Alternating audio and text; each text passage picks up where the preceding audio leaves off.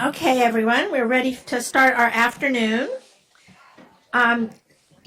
The next panel is about consumers, health rights, and animal welfare. It will be moderated by Melanie Dupuis, who's the chair and professor of environmental studies and science department here at PACE and the key organizer of this summit. She's the author of Nature's Perfect Food, How Milk Became America's Drink, co-author of Alternative Food Politics, Knowledge, Practice, and Politics with David and Mike Goodman, an editor of two collections, Smoke and Mirrors, The Politics and Culture of Air Pollution, and Creating the Countryside, The Politics of Rural and Environmental Discourse. Her latest book, Dangerous Digestion, The Politics of American Dietary Advice, was published by University of California Press in 2015. And as you heard earlier, she's also co-editor with Matthew Garcia and Don Mitchell of Food Across Borders. The panelists include Garrett Broad, assistant professor at Fordham University, David Cassuto, professor at the Elisabeth Haub School of Law here at PACE, Adele Hite, research scholar at the Ronin Institute. She's a senior writer at dietdoctor.com, and Smita Narula, also a professor at the Elisabeth Haub School of Law at PACE. So now, please welcome Melanie and the panel.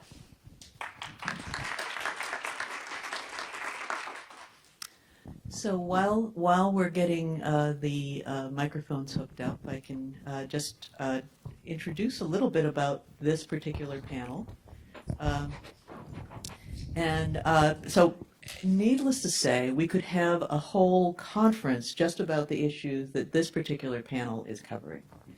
But I'd like to suggest some questions that will cover, that would focus specifically on having each of these panelists familiarize the audience with the issues and the conversations in your own particular fields that are about meat, that may not have to do with, it could be about climate, but it could be about other issues that people talk about when they talk about meat. And then I would like to each panelist to also talk a little bit about their own work and their own approach to, where do we go from here? What is a healthy and fair food system? And what is the role of meat in that future? Okay, so everybody's all hooked together. Great, that's great. And welcome, everyone. I'm very happy to have you all here. I'd like to start with a question for Smita. So when climate experts talk about the role of livestock in climate change, they bring up the two main issues. First is the direct emissions from the animals themselves, and then they also talk about land use. And I've noticed that the issues of land use are something that particularly have been important at a global level, and your work is in global environmental law. So can you tell us, and so your work in particular has looked at sort of inequalities and inequities in land use globally. Can you tell us something about how, what extent the changes, the changes in terms of global meat consumption? Can you tell us a little bit about how your own research informs us and whether that future does or does not include meat? Sure. Good afternoon, everyone, and thank you so much for bringing us together and for organizing this amazing conversation today. So I'll start by saying that I come into this work as a human rights and environmental lawyer, scholar, and advocate, and I look at food through the lens of the human right to food, food sovereignty, food justice, and through food systems. And I've also worked with social movements around the world and here in the United States that are really trying to bring to the fore the structural violence of industrial food production, including livestock production, and particularly how that violence unfolds for indigenous peoples, for communities of color, for farm workers, and for small-scale farmers, peasants, and pastoralists, fisher folk all over the world. That's sort of the lens that I bring to this. And so to bring that to your question specifically and what land has to do with it. So according to a study by the ETC group, approximately 75% of global agricultural land, not to mention an immense amount of water and fossil fuel resources, are taken up by the industrial food chain as opposed to what's called the peasant food web or the peasant food chain. 75% of global agricultural land, 80% of that land is dedicated to livestock production. That's a remarkable figure, which has also been repeated by the Food and Agricultural Organization. And by production, I mean either it's land dedicated to, grazing or feeding, or it's indirectly dedicated to livestock production by growing animal feed for food. So what does it mean to grab 80% of agricultural land that's being used by the industrial food chain for livestock? So that land isn't just sitting there available for anybody to use. It is land that is being occupied and has been occupied by generations by small-scale farmers, peasants, indigenous peoples who are being violently dispossessed of their land. I've been involved in documenting and doing a lot of research showing what that dispossession actually looks like on the ground. And I think somebody in the earlier panel said that when we think about land, we have to think about what are we putting into that land, what are we getting out of the land. But I would add to that the question, who are we displacing from that land? We've seen that as very recently in the headlines in the context of burning swaths of the Amazonia to in some cases, to clear the ground for cattle grazing. And I think in the context of a world where 820 million people are food insecure, the majority of whom belong to the communities that I just mentioned, and who are going hungry because they are being dispossessed of food-producing resources, and a world where billions lack access to clean, safe drinking water and sanitation, then the question of how we decide how land gets used becomes a profoundly moral question, right? And our consumption habits, including the intensely increasing meatification of our diets, which you're also seeing from China and India and elsewhere, is really competing with the subsistence needs of populations all over the world. You know, we are in a global economy where our luxury needs and overconsumption of meat are really life and death decisions, or creating life and death outcomes for communities all over the globe. And so we have to bring the global population, including populations in the United States who live near CAFOs and who also have to deal with the environmental injustice issues of where livestock feed operations are sited. We have to bring them into our conversation as part of our community when we talk about consumption. So can I ask you a question about the dispossession? Do you have some, without asking you for figures you might not have with you, but could you say a little bit more about what kinds of land use changes have been happening and the extent of peasant dispossession, small farmer dispossession that's related to the global growth in meat consumption? So a lot of it's very recently people have started to break down.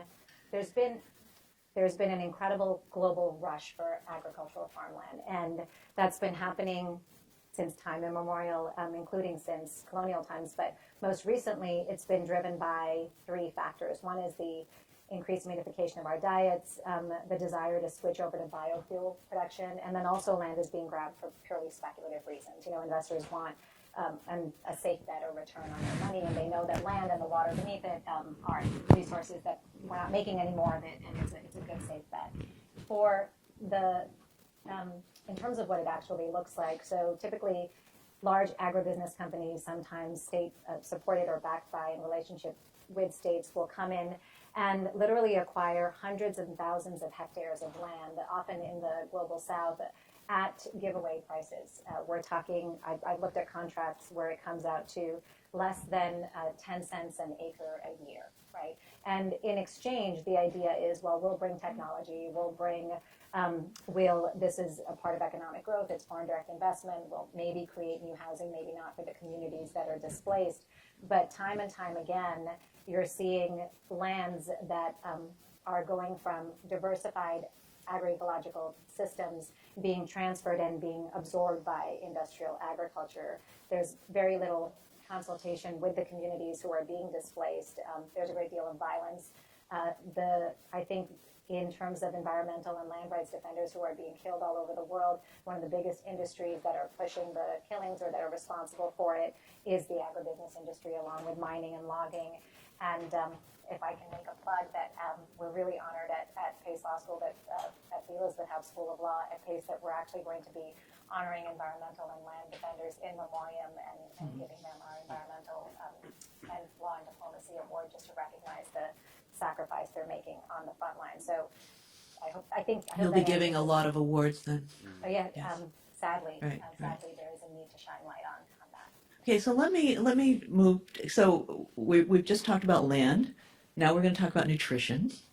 So because what we're doing here is like giving talking about the various aspects of meat consumption, and so I'm going to ask Adele. So I think of your own work as one that sort of critiques the increased consumption of carbohydrates, particularly over protein. That's not necessarily, you're not necessarily in the mainstream of nutrition, the nutrition discipline, I think, in that possibly you might want to talk about that. But nutritionists are increasingly disagreeing with each other, right, about the role of meat, the role of fat, the role of carbohydrates in a healthy diet. And so can you tell us a little bit about these disagreements, and can you help clarify some of those disagreements, and what's some of the evidence that's used to support these various positions, and then tell us why you think that dietary advice has been giving us the wrong signals, and where do you think, in every one of these I'm going to ask the same question at the end, which is, what do you think is the right role for meat in the future?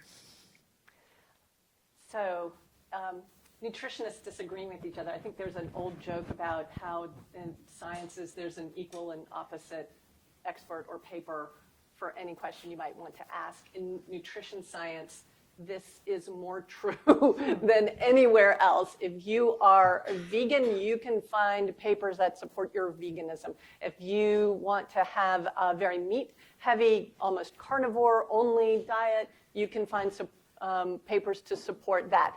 And you can find experts to support that. And the reason that you can do that is because in nutrition science, the science that we mainly rely upon is nutritional epidemiology of chronic disease. And I use that whole great big long word, nutritional epidemiology of chronic disease, to differentiate this from nutritional epidemiology of diseases of deficiencies. So before around the 60s and 70s, all of our nutritional guidance focused on making sure that people had adequate essential nutrition. And what that meant was enough calories, because calories are essential, enough protein. We have essential amino acids that we need to get from protein. It doesn't have to be meat, but it has to come from protein foods. Essential fatty acids, there's only 2 of them and you don't need a lot of them, and then essential micronutrients. Beginning in the 70s, so we actually did pretty well with that for a while, but then beginning in the 70s, we shifted our focus to preventing chronic diseases. And so national nutrition guidance became about how to prevent heart disease, diabetes, stroke. They lumped in overweight and obesity with that, although it's not a chronic disease, it was strongly associated with some chronic diseases. And then nutritional science sort of just disintegrated into this morass of confusion and very socially biased conclusions. So we had the answer. We gave out to the public the right answer in 1977 and in 1980. Okay, here's what a healthy diet is. And it was a mishmash of things we thought were right at the time and a lot of ideology. So the conversations you've heard here today about protecting the environment, feeding the global hungry, conserving resources, these were arguments that were at the top of the nutrition conversation in 1977, 1980. Those of you who were alive back then remember that for a very brief moment, the hippies took over Washington when Carter got elected, right? And for those of you who weren't alive then, we had very conservative presidencies. We had Carter, and then we had more conservative presidencies. So in 1980, something really interesting happened. 1977, 1980, we produced these national dietary guidelines that told us all how to eat a healthy diet that was going to prevent every chronic disease known to mankind with one diet that would be suitable for everyone. Thank you for laughing, because when I give this talk in front of just about any other audience besides nutritionists, there's chuckles. When I give this talk in front of nutritionists, they're like, oh yes, oh yes, one diet to rule them all. And that's just not how it works. But it was very ideologically driven. So we took a bunch of ideas that we had from nutrition about reducing fat or reducing saturated fat, reducing salt, reducing sugar, but increasing carbohydrates, but sugar is a carbohydrate, and that was a little confusing. And we put it all together in these dietary guidelines. And 10 years later, we realized, oh my gosh, we're not getting healthier. We're actually gaining weight. Some of our chronic diseases, particularly diabetes, are skyrocketing. And this was a real problem. But what the dietary guidelines allowed us to do, and I hear a lot of parallels in my work to this idea of structural violence. When we came up with one diet to rule them all, what we did was create an atmosphere where I could eat my healthy diet and protect myself from chronic disease because I knew the right thing to do. We took the diets of white, upper middle class, educated health professionals. We actually followed health professionals, and we inflicted that diet on the rest of the population. And what it allowed us to do was to say, do you see my thin, slender, healthy body? That's because I'm a good citizen. And your unhealthy body, your overweight or obese body, proves that you have either eaten the wrong foods, eaten too much of the right foods, or both. And if you tell me that you ended up with that body eating a healthy diet, I'm going to call you an unreliable narrator. So we could always win. And to me, that's structural violence. That when we use a dietary recommendation to blame people for their own poor health, to blame people for diseases that we know track most strongly with poverty, with lack of education, and unfortunately in America, with being part of a racial minority. And we use you ate bad as a way of making the individual responsible and taking the responsibility away from the government and from organizations to care for the population as a whole. I think that's where we end up. And so where does meat, and what role does meat play in that? Some people need meat to be healthy, and we've made it inaccessible because meat is, as we've heard so often this morning, it's the most expensive thing in the grocery store after highly processed foods that come in frozen packages. So you can get those foods are probably the most expensive, and then right after that comes meat, poultry, fish, anywhere where you would get high quality protein. And so something else that happened in 1980, so we had the dietary guidelines. We also had Reagan. And what we saw an increase in obesity, and we saw an increase in the income gap. And these two things cannot be separated, because what we did was we took cheap, low nutrition, low protein food, cereal, bread, rice, and we gave it a stamp that said healthy, and we said, poor people, now you can, all of your foods that are normally associated with poverty are now healthy. They're good for you. You shouldn't be eating meat. You shouldn't be eating at McDonald's. So you no longer have to strive for that as part of economic betterment. And what we've seen is increases in obesity, increases in diabetes in particular. And where have these epidemics had the most impact? on our poorest, on our most vulnerable populations. And I think that these two things are not unrelated, and we have to hold that all in our brains when we talk about the future of meat. So I think that one of the things we can already see shared is an idea about inequality and how a food system and inequality are sort of interrelated. And I wanted to turn to David because I think that there's another actor in this system, and that's the animals themselves. And I think that your work has been very much looking at sort of the ways in which animals are treated in these systems. And I wanted to talk to you specifically about sort of your approach to animal rights. And your approach to animal rights is a little bit different than other people's. I want you to tell us a little bit about that. And how does your ideas about treating animals as actors in their with their own rights, how does that then lead to your idea of what the future of meat is? All right then. So thank you for the question, and I'm delighted to be here actually engaging on the issue of inequality because it's a great thing. I mean, I am firmly for, and I'm actually very passionate about the idea of providing access to nutrition for all communities. And I'm also very passionate about the idea of inequality. And when we speak about inequality, let's consider who is at the most disadvantaged position. That would be the animals that we subordinate, enslave, and consume. And so that, for me, is the predicate for how we approach nutrition, how we approach providing access to food and safe nutrition for everybody who needs it. But there is a fundamental moral question there, which is, do we disadvantage another being for our gain, nutritional or otherwise? And that, to me, is the predicate question that we begin with. And if we start there, I think the discussion takes a different direction.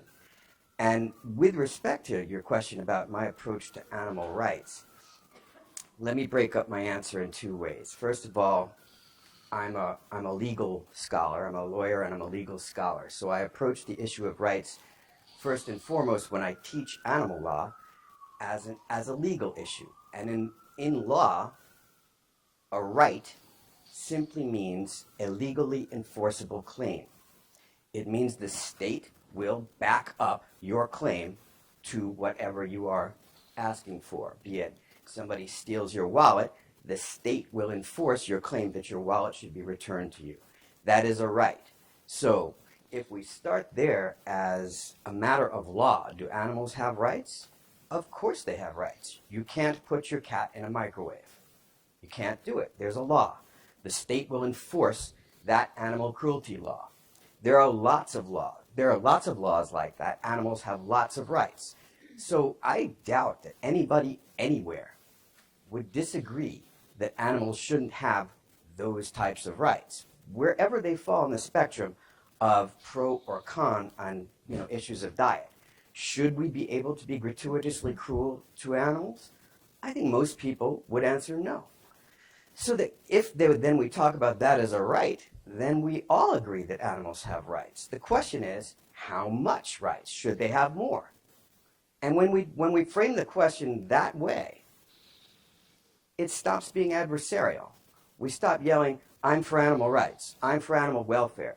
I believe in human rights. Everybody believes that in stopping gratuitous cruelty. So animal rights for me is, pardon the pun, it's a red herring.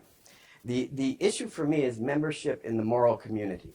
That is to say, respect for other beings, respect for their way of being, and interrogating our own idea that our way of being is somehow so superior and more important than other beings' way of being that we can take advantage of them for our personal gain. So that to me is where the discussion should begin, and that to me is also where the discussion of food should begin. Great. So let me just have Garrett sort of weigh in on this. And one thing I know about Garrett is you're a vegan. I also know that you describe yourself as a scholar activist. And we're, how those interrelate. It'd be interesting to have you sort of talk about that. And but I also know that in your own work, you talk about sort of how do we come up with a way of doing some of the things that David is talking about in a world that's complex and where things are not always black and white. Mm-hmm. And so I'd like you to sort of talk a little bit about, I know that I'd like you to talk a little bit about sort of vegan approaches and how do you complexify the arguments, and what are some of the ways in which you, and again, think about this in terms of the future of meat. Sure. Yeah. Thanks. Thanks so much. So, in a lot of ways, I follow up on some of what Adele's talking about and some of what David is talking about in terms of kind of pushing back against some of these one-size-fits-all approaches. And I also really appreciate David putting on the table this idea of the animal interests in and of themselves as something that's often kind of bracketed in a lot of these conversations. And I think it's often done because once we go there, we often kind of get bogged down in that. But when you include the animal interests themselves into this conversation, it changes the calculus. And when you exclude it from the conversation, it changes the calculus in a really substantive way as it pertains to things like nutrition, right?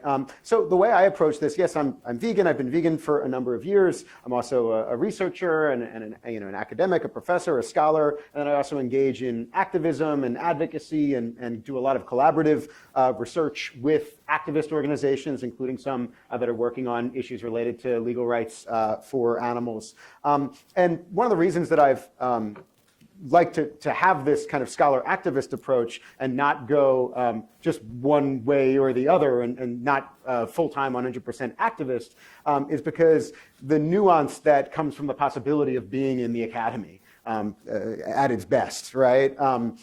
And in activism around these diets that are so hotly charged, around these dietary practices and the communication that gets put out there, right? I think about all of the very popular documentaries on Netflix, for instance, right? We were talking about this before. You can watch the pro-vegan documentary, you can watch the pro-keto documentary, right? And the nuance is clearly not the strength, it's not the interest, right? It's all about, trying to take factoids where possible and build that into an argument that advances the thesis that was already set before the documentary project was developed. And that's not why I'm here, right? And I think some folks are going to play that role, and it's their right to play that role. But when you look at food systems and you look at the kind of complexity of the food system as you're pointing to, and the very real trade-offs that exist, and I think that's something that in too much advocacy around these issues that gets lost, right? That there's going to be a way to do this, right? Just like there's a way to have a diet, right? Or there's a way to treat animals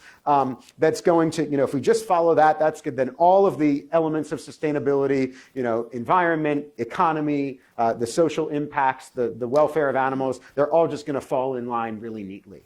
That's, to me, just not the way I assess the situation when I put that scholar researcher hat on.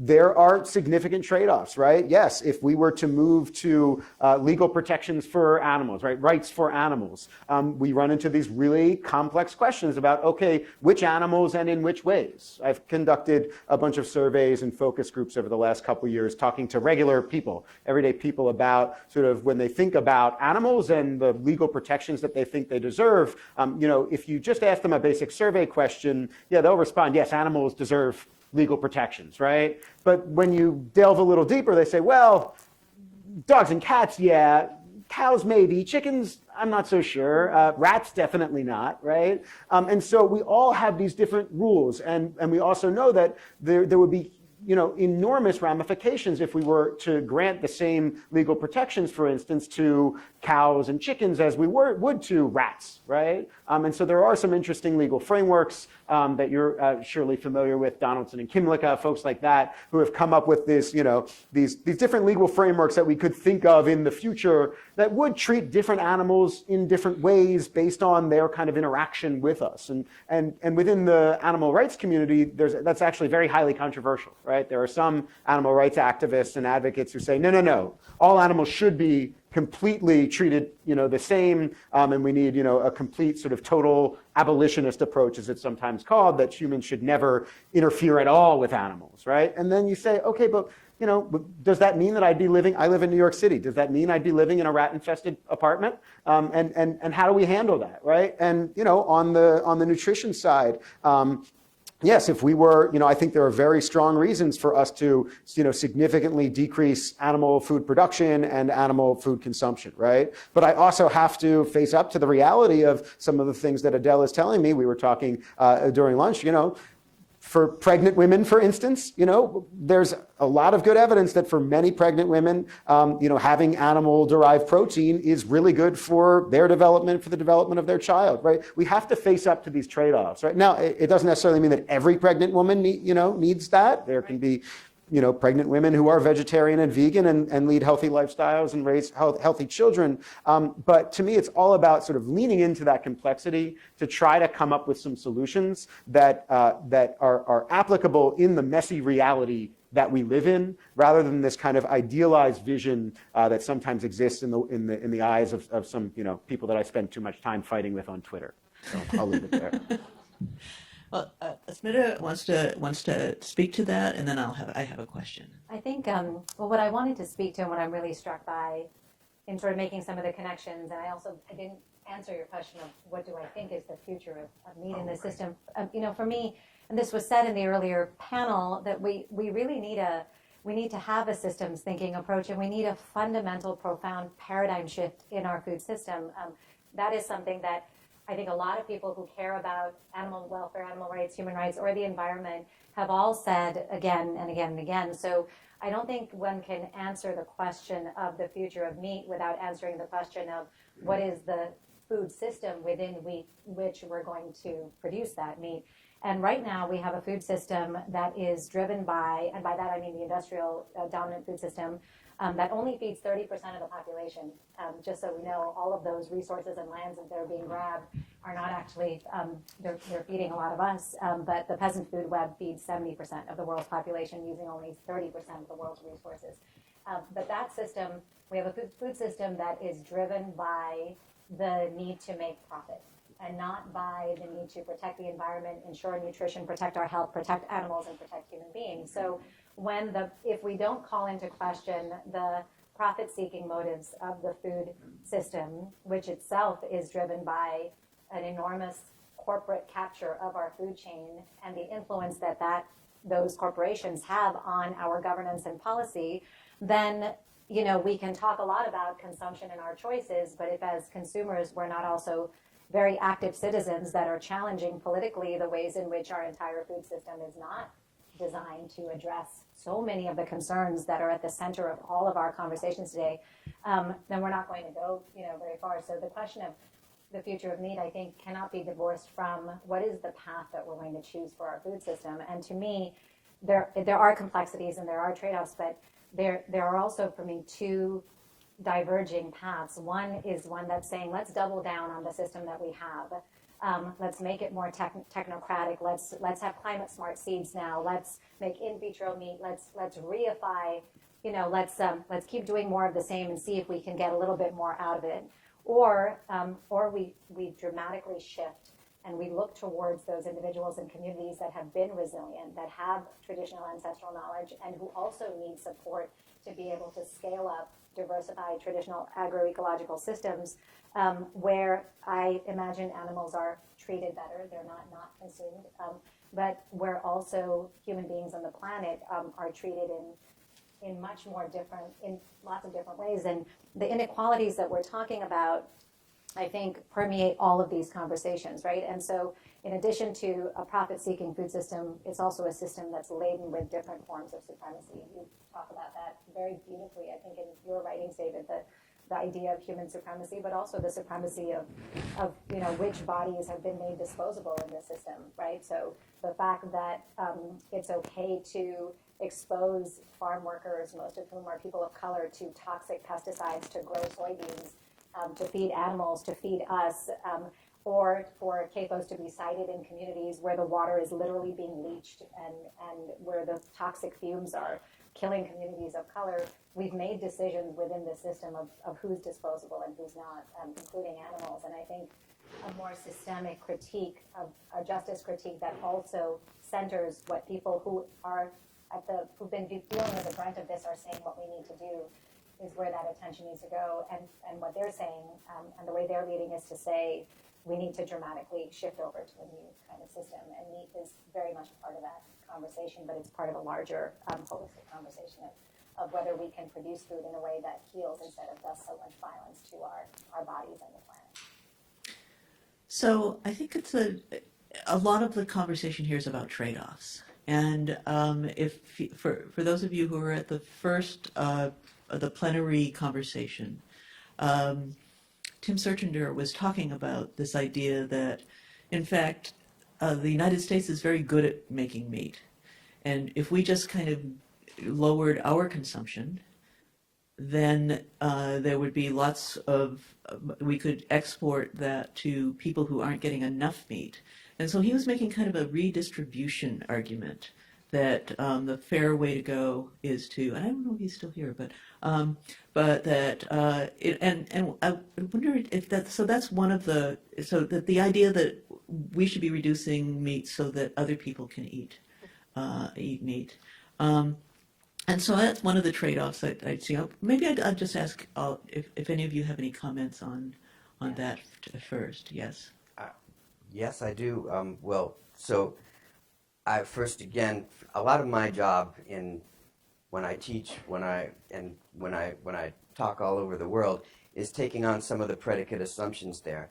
So let me just start with, we're not very good at making meat. We're terrible at it. We've created a meat system that ignores all the environmental externalities that are destroying our global ecosystem as well as our national ecosystem.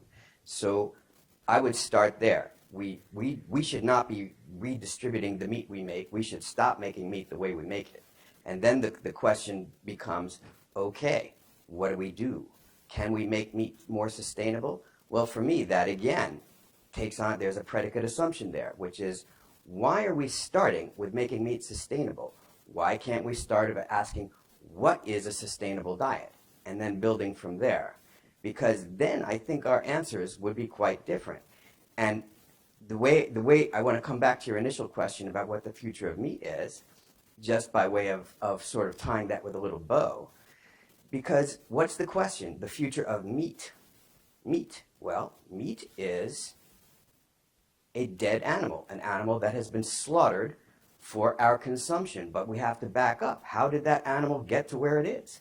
We bred it. We created qualities in it that ignore the ability of that animal to exist in any way adds to that animal's quality of life, or indeed permits a quality of life for that animal. So we breed, we propertize, we commoditize this animal, and then we kill it and we call it meat. What it is the entire meat embodies that entire system of creating animals for our enjoyment, creating them and then killing them for our enjoyment. And I think, again, if we start there and then we start discussing what is a sustainable diet and how do we create it, I think the conversation would take a different turn. I think on this question of the distribution question, I suspect that the answer from a lot of the communities that are being dispossessed of their own resources would be, we don't want shipments of meat coming from the United States or within. What we want is for you to get off our lands and allow us to feed ourselves and feed our communities and feed the world. And I think what we need to do is also turn the narrative on its head that we feed the world, right? We don't feed the world.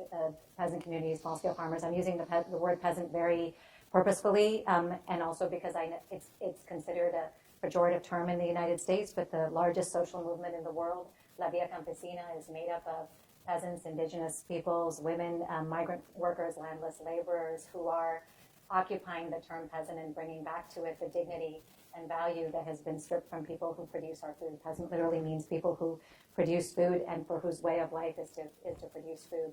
And we've made that into such a pejorative term. And they would respond, I would imagine, that we don't feed the world sitting here. We deny people the ability to produce food and feed themselves. So if we're thinking about it as a distribution issue, then think about the way in which our consumption, especially the ways in which we produce meat, I very much agree with David, takes away people's ability to feed themselves. And the narrative is not we need to feed the world, but how do we get out of their way? And what I was also trying to get at before with the meat has to be looked at in a systems issue. Let's say tomorrow we all decide we're not going to eat meat anymore. There's a magic wand, it's not happening. But then we say, but instead we're going to shift over to lots of tofu and quinoa, and we're going to produce it within the same industrial food system. It would have some of the same environmental and human rights-based outcomes because we're not thinking about or changing the ways in which we are producing food in an incredibly kind of extractive manner and a manner that commodifies a lot of resources and people in the process. So I think when we think about distribution, we have to think about who's actually feeding the world. And when we think about meat, it's which system it's being produced in that becomes incredibly important. Quinoa, by the way, which has become a very a popular food, We had it here today. Had it here today. It was delicious. Thank you, and thank you to our food workers and those who created the food and for nourishing us today. Thank you very much. The popularity of that food is now leading to also more land grabs and has kept it out of reach from indigenous communities for whom it was a staple. So it's not just meat that's driving those issues. So the distribution issue was also raised back in the 1970s. It's one of the ideologies that drove the creation of the dietary guidelines that we now live with today. Back then, the argument was the grain that goes into cattle and dairy cows should be used to feed the world. And so if you reduced your consumption of meat or gave it up entirely, it was a virtuous act to show that you were not diverting that grain into meat, that you were permitting it then to feed the global hungry. We eventually realized that food systems don't work that way, and what was creating famine in most of the countries that were experiencing it were political issues. We would ship the grain over there. The people who really benefited from feeding from the global hungry narrative were the shipping companies who were shipping these commodities to other countries.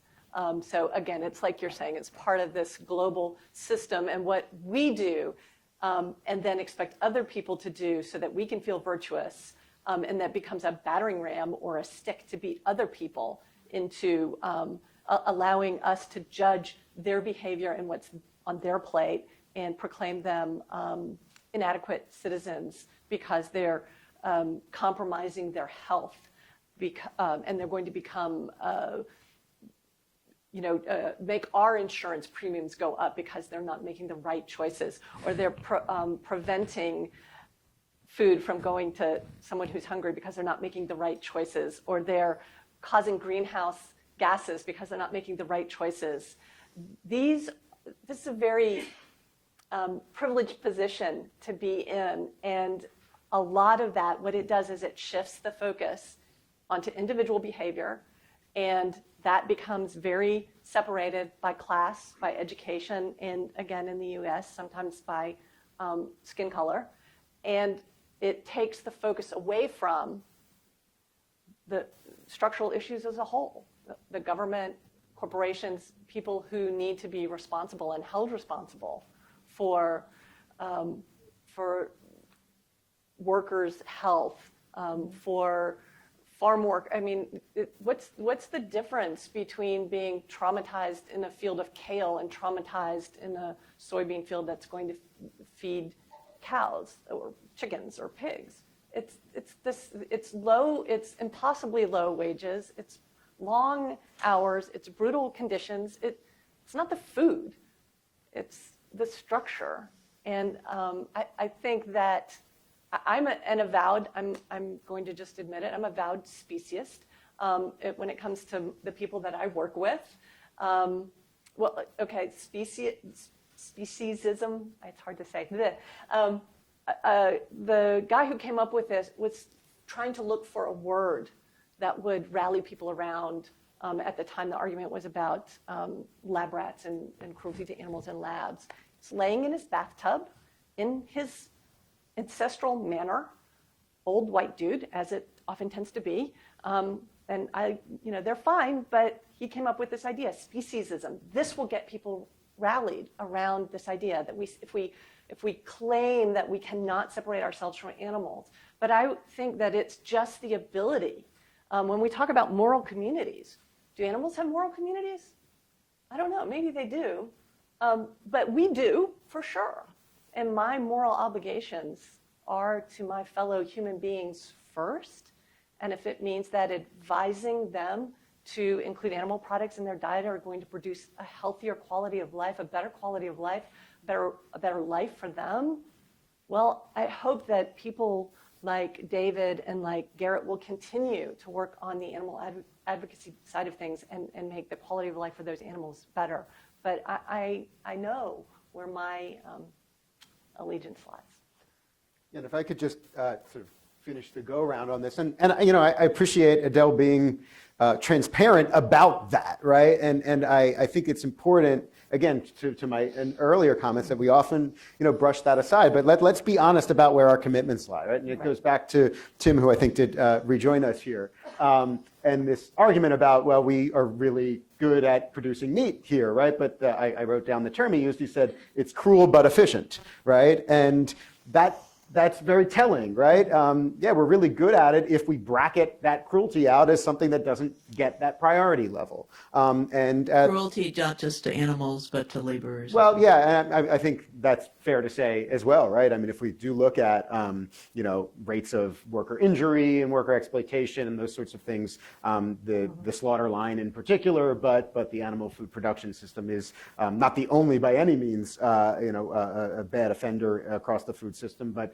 up there with the worst, if not the worst, right? But so, for a group like the World Resources Institute, which has really made greenhouse gases and climate change its #1 priority, I think that's fair to say, right? Okay, well, that's a priority, right? And if we analyze the American meat production system through that lens, then yeah, the way we do concentrated animal feeding operations is really pretty good on a GHG level. But that's not the only potential set of values that could be our guide, right? But to me, it is. We keep coming back to these trade-offs, and even while I share many of Smita, right, your political commitments and commitment to principles of justice and sovereignty, issues, right? We also have to recognize the trade-offs that come with some of the pragmatic realities that would come with a scaling out, as many advocates for agroecology like to say, as opposed to scaling up of that approach, right? Which is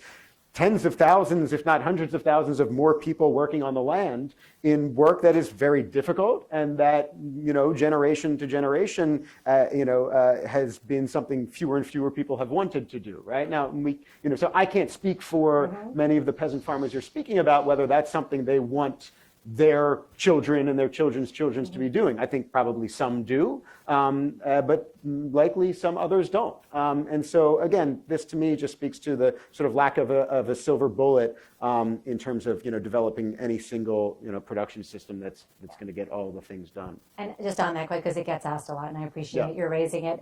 So the idea is not that now we're going to convert, everybody's going to go back to the land and do this, but there is, between that and what we have now, there is so much room to be able to move towards, and there is so much evidence that we have to move towards diversified, more regional, more localized food systems that use agroecological and other approaches. Also, as an efficiency matter, the resource efficiency there might be an efficiency in terms of sort of yields, but that efficiency in the industrial system is declining dramatically because the soil has been degraded, the water tables are declining, and the resource efficiency of that system is terrible, right? So we're going to report after report, including from the Intergovernmental Panel on climate change, from the FAO, from the Sustainable Development Goals report. They're all saying these aren't fringe movements saying this anymore. We need transformative, fundamental changes in how we produce, consume, and live, including most especially in the food system, which drives so much of land change uses and deforestation, which is contributing to climate change, and that if we don't take those actions now and start putting supports into peasant-based systems that do have some of the answers, but also need so much support scaling up and moving around, then we're going to come to a point where we're going to be forced into it anyway, or some other form of dystopia, right? But it's not that everybody should now switch over to that, clearly, but I just think there's so much room in between those and I narratives. totally right? agree, and I wasn't trying to put a position on you that you weren't arguing, but I think there are folks who do voice a kind of overly romantic vision Right. of it's hundreds gonna ago, be- year old agriculture, and I don't think that's right either, right? And so to get to Melanie's key question, which is sort of what does the future of meat look like? To me, it is this diversified system where, depending on regions and depending on demands and depending on preferences, that we do offer a variety of options, as well as look for ways to combine some technological innovations with more traditionalist and agroecological practices. That we often see these as black and white, as you said, dichotomies. But I think that's a real mistake. That there's a lot that a more industrialized scale approach can learn from more traditionalist agroecological approaches, but there's also a lot that new technological innovations have brought to the fore, going back to say the tractor, right? That could benefit if integrated into a more just system, right? And it comes back to that, right? And we can't just bring these technologies over and have the system be as it is, but it would require doing it in a way that affects some of those structural conditions first. And you and I will have coffee and have this Sure. conversation going, but I do want to say that I think we should also be careful that we use the words innovation, we reserve it for the industrial Western, quote unquote, scientific expertise, when what I'm talking about is not going back For sure. to, but that so much of the wisdom and the trial and error that's coming out on how to use intercropping or to use hybrid seeds, or how to be agroecology literally means understanding the systems that you're working with as you build resiliency in an incredibly, right now, in a very sort of challenging environment, where and that innovation and that skill, to me, is a form of expertise and technology, and it's listening to that farmer to farmer knowledge and technology. And we're not doing that, but it often becomes like, well, that's old school, and then this is new school, and we're not listening to what people who have been closest to it, and also those who have suffered the most from the climate shocks and the droughts, and what they're doing to respond to that. And is there something that we can also learn, including in other systems? And I'll also say, this goes back to your point about one size fits all diets. It's not one size fits all food systems either. You're not going to have the same approaches in desert regions as you're going to have in others. But if we can start to think about ways in which we bring down the scale even of the transportation, that a lot of the food system GHG emissions is about the transport miles and also the amount of energy it takes to preserve, package, and ship things. If we can pull that in also a little bit and see how regions can support each other, I think that's already a huge improvement. But at the end of the day, we have so many great ideas, including innovative technology that can really support. What needs to come out of the way is the idea that the food system is a playground for profit. And until we challenge that politically and otherwise, then all of the incredibly wonderful kind of ideas, intentions that are in this room and beyond won't get translated, because something else is going to capture the ability of food to deliver the kinds of outcomes that we're looking for. Okay, so I want to talk a little bit about the profit critique. And one of the things that this is and then we're going to go to public questions from the room. There was a lot of conversation in the earlier session about price points, and at what price point would people be willing to change their practices, particularly farmers or ranchers. And there was also a conversation about how business could be part of this. I want to sort of bring that into this conversation and ask whether this idea that if we do this through economics, if we do this through carbon taxes, if we do this through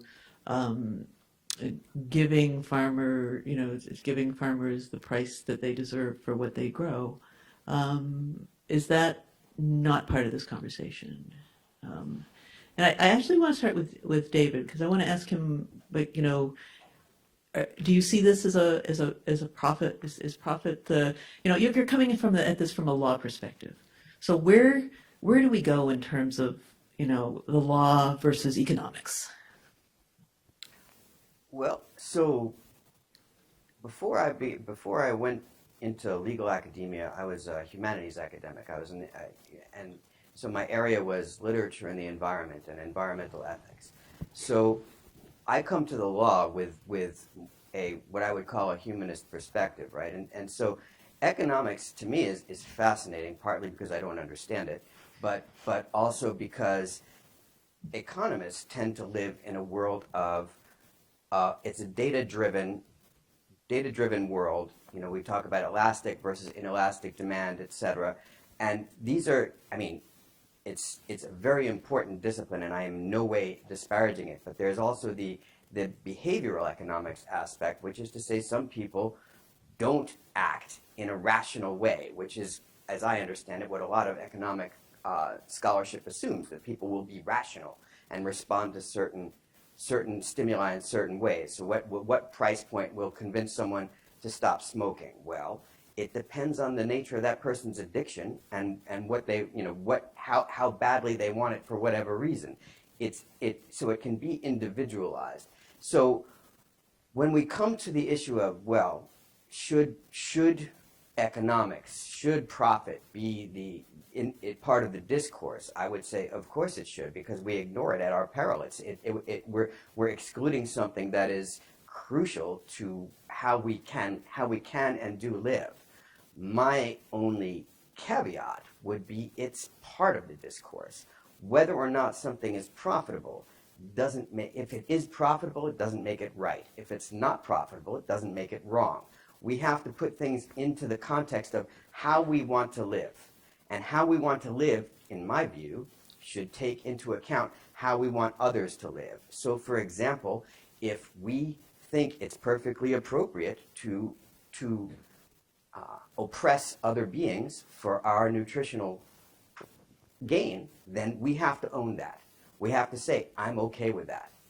And I would urge us to start with that question when we're talking about how we approach the economics of diet. Other question? Anyone else want to speak to the price point? Yeah, that's your. So I see it from the consumer's perspective, and one of my biggest concerns when I hear conversations about meat tax is that it's going to be a regressive tax, and the people who already can't afford high quality sources of protein, because I do fear that meat will include not just meat but other sources of protein from animal products, meat, cheese, dairy, fish, maybe, I don't know. But protein is always one of the most expensive things in the grocery store. It's already difficult for low-income families to feed themselves high-quality protein. It's one of the reasons that we see this increase in metabolic diseases, because they have no choice but to get their protein from low-quality protein sources, which are carbohydrates. You asked at the beginning about my issues with carbohydrates. We have to understand that protein, and because meat falls under the umbrella of protein is different from all of our other nutrients. Protein is something we must have. Fat and carbohydrate are mostly for energy, but protein is structural. Protein is what makes up our bones and our muscles and hormones and enzymes. Protein is what allows our body to operate. Protein doesn't get burned for energy unless your body just has no other resources. So, and then the arguments about fat and carbs can go on for ages and ages, and I frankly don't care where you get your energy from. Get your energy from whichever one suits you best. But protein we must have, and we should be feeding our disadvantaged families in the US protein foods, and we do not. In the WIC program in North Carolina, which is the state that I'm from a family of 4 is allowed 1 dozen eggs per month. That's where most of their high quality protein will come from. It will also come from milk, but unfortunately, a lot of these families are African American or of Latina or Hispanic background, and they can't tolerate milk very well. So it's good for the dairy farmers, but it's not good for them. So to me, when we start talking about price points, we have to talk about ensuring accessibility to these foods, which are perfectly healthy, especially for mothers and small children, as high quality sources of protein.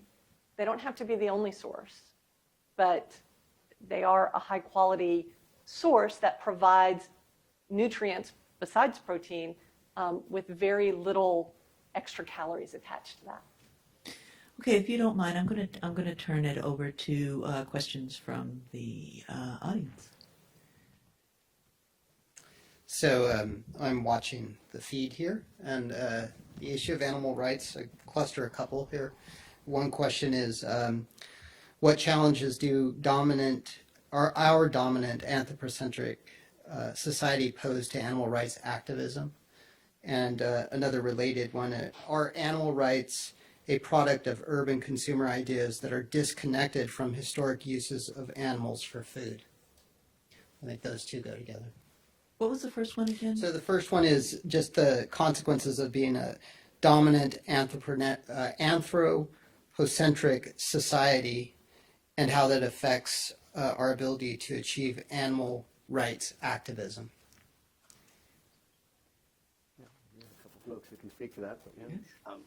You want to go first, or? Well, I mean, I do think, depending on kind of where you get your news and information, it can feel like we're in a moment where everyone's just saying, oh, veganism is the only way to be healthy, it's the only way to eat sustainably, it's the only, that everyone should be vegan. I think that reflects a pretty, a selective view of where this conversation really is, right? I mean, it is still the case that dominant norms of society and culture make animal foods default. And it still remains the case that in order to advocate on behalf of animals, in order to abstain from eating animals, requires a lot of willpower because you're going against most of the major institutions in your life. You have to talk to your mom and your grandma, and all of a sudden everyone is concerned about your nutrition, who was never concerned about you, maybe eating fast food 5 days a week before, but you go vegan, and all of a sudden, where are you getting your protein? And everybody who knows this conversation, right? So I think it remains a major barrier and a major challenge to talk about why this is something that, for those who are committed to it, who believe that it's a strong ethical choice, how our society and our structure still are in many ways, not set up to support that. I also, to kind of bring in that second point, I also think it's not quite the case, that there's a lot of association between vegetarianism, veganism, and whiteness and upper class whiteness, right? And I think that is the product of a number of things, a big part being sort of who have been some of the key spokespersons for these issues over time. But there's also been a lot of action over the course of the last couple of years, but going back centuries upon centuries of, issues related to advocacy for vegetarianism and as well as veganism coming from a variety of diverse communities. And being practiced by some of our sort of leading social justice leaders over the course of the last century, as well as being very connected to a variety of religious practices and cultural practices. So I'm a big fan of those who sort of lift up the voices of communities of color, of folks from a variety of cultural and economic backgrounds who see a moral commitment or a health commitment to these dietary practices. And I think it's important for those doing advocacy around this work to make sure that it's not just coded as a sort of upper class, white thing. and if I could just piggyback on that for a moment, the largest growing segment of self-identifying vegans are people of color. And that's because I think that as the idea of eating a plant-based diet, the idea of looking at the oppression of animals as a socially important issue spreads outside of what has traditionally been, say, the discourse of the advantaged. More people are coming to realize that this is, that the oppression of any of us is the oppression of all of us. And it is, for example, there's been a great deal of literature and scholarship on the idea of feminism and a meat diet. One of the most famous books in the animal advocacy community is The Sexual Politics of Meat, because it's very much a feminist idea. It's a feminist issue. And so for example, just to come to the cheese and milk thing, where do we get milk? We get it by keeping a dairy cow lactating constantly for her entire life. How does a dairy cow lactate constantly? She is impregnated. She gives birth. If it's a male calf, that calf is sold for veal. If it's a female calf, that calf is turned into a dairy cow who lactates constantly by giving in this cycle of giving birth and having her babies taken away from her. And if there's, I have to say, I don't generally like to venture into the emotional side of this issue, but probably the worst thing I have ever heard in my life is the sound of anguish of a mother cow watching her babies being taken from her. And that is what the dairy industry is. That's what we do when we drink milk. So the issue of whether or not this is a discourse of people of advantage or a historically advantaged people, I guess I would say everything, those of us who are fortunate enough not to live worrying about where our next meal comes from are those who have the time and the ability to ponder these issues. It doesn't mean we're the only ones who care about them. It means we're the ones who have the time to talk about them. And what our moral obligation is to help others have that time and that ability to tailor their diet to their ethics, and also to help others understand the plight of those who I would call the voiceless, which are those who end up on our plate or whose secretions end up on our plate. I'm so glad both of you brought up both the extent of communities of color that are involved in who are vegan and who are leading the charge, because they get erased completely from the conversation, and that you brought up the feminist politics around this, because for me that's also something that holistically ties a lot of these visions together and what we've been talking about. I don't think you can separate violence against female animals in that space from violence against women in the fields or farm workers, or the violence that 1% of the world's land is in women own title to 1% of the world's land, or that the rates of domestic violence shoot up in areas where in sort of livestock killing and production, because there's such a psychic numbing of violence that takes place, and then it comes home and then it leaches out to within the household. And that continuum of violence is, and including from reading your work, and it's something, and as a woman and as a mother, is something that I think profoundly ties and connects a lot of these conversations, and it's not exclusive to female beings.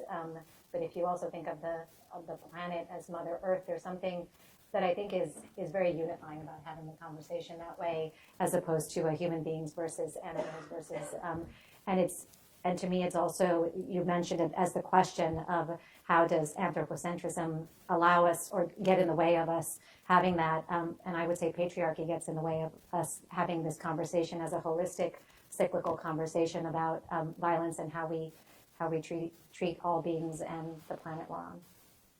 So there's I think a useful question. I'm a vegetarian, but I don't have a good argument as to why I should privilege animals over living plants. Do you have one?